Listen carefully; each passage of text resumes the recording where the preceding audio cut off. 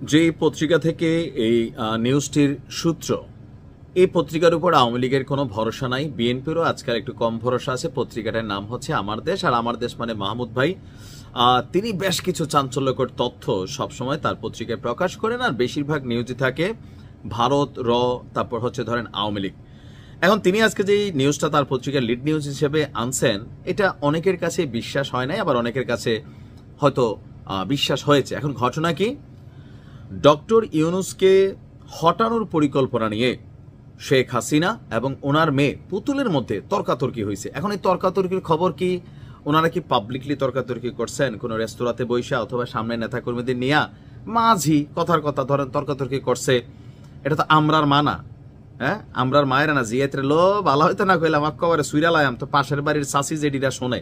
কিন্তু শেখ হাসিনা বা পুতুল যখন কথা বলেন, নিশ্চয়ই এরকম টোনে যে দরজা বের হইয়া পাশের রুমে যাবে, নিশ্চয়ই এরকম টোনে কথা বলেন না। সো বিষয়টা হচ্ছে তথ্যটা কই থেকে আসছে। আচ্ছা দেখি ঘটনা কি। ঘটনা হচ্ছে দিল্লিতে শেখ হাসিনার গোপন আস্তানা থেকেই চলছে নাশকতার গোপন প্রস্তুতি। তো নাশকতা কি, আন্দোলনের পরিচালনার যে কৌশল তা নিয়ে শেখ হাসিনা এবং ওনার মেয়ে পুতুলের মধ্যে গত 4 নভেম্বর কথা কাটাকাটি হয়েছে। কি কথা কাটাকাটি হয়েছে? পুতুল মাকে এই মুহূর্তে চুপ থাকার অনুরোধ করেন। আসে না আমরা বোনেতে, আম্মা তুমি বেশি কথা কইও না, আপনি বেশি বুঝেন। তো মায়াই আবার একটা খিসে, তুই কি আমার বেশি বুঝছ, তুই আমার গড়ে হইছ তা আমি তোর গড়ে হয়েছি। নিশ্চয় শেখ হাসিনার পুতুল এই ভাষা ব্যবহার করেন না, ওনারা ডিপ্লোম্যাটিক ভাবে বলেন যেন দেয়ালেরও কান আছে। কিন্তু এই কান ভেদ করে এই নিউজ আবার মাহমুদ ভাইয়ের কাছে চলে আসে, ওয়ার্ডের সাংবাদিক। যাই হোক, তো পুতুল মাকে বলছে মা তুমি চুপ থাকো, এটা বলাতে শেখ হাসিনা আবার খেপা গেছে। খেপা গিয়া কি বলা যায়, এবং হাসিনার উপর নজরদারিতে নিয়োজিত ঢাকার নিরাপত্তা বাহিনী এই তথ্য আপনার আমাদের মাহমুদ ভাইয়ের কাছে পাঠাইছেন।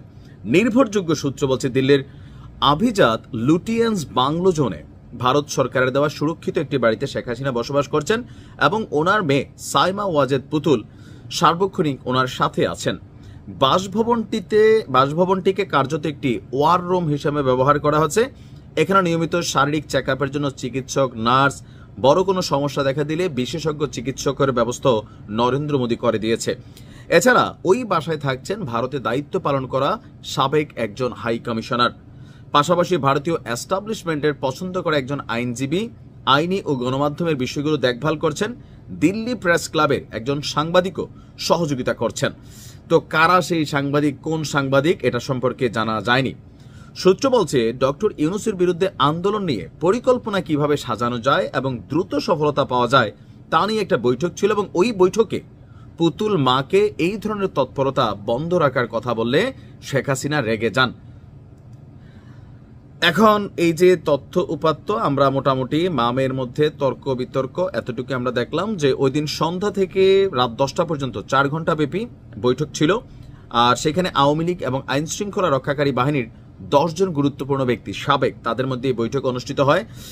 আর এখানে নাকি আমাদের অনেক ব্যক্তিদের নাম এখানে পত্রিকায় আসছে, আমি ওদিকে যাচ্ছি না।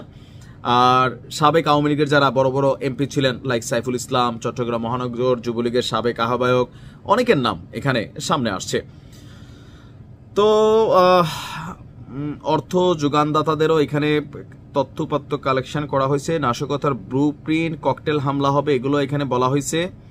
এখন আসলে পুতুল কিনিয়া মা হাসিনার সাথে বাদাবাদি করছেন, তর্কাতর্কি করছেন আন্দোলনের কৌশল নিয়ে, এটার ইন্টারনাল ইস্যুটা আসলে আমরা জানতে পারিনি। এতটুকু ছিল তথ্য, বিশ্বাস করলে করেন, না করলে নাই। আজকের মতো বিদায়, আসসালামু আলাইকুম।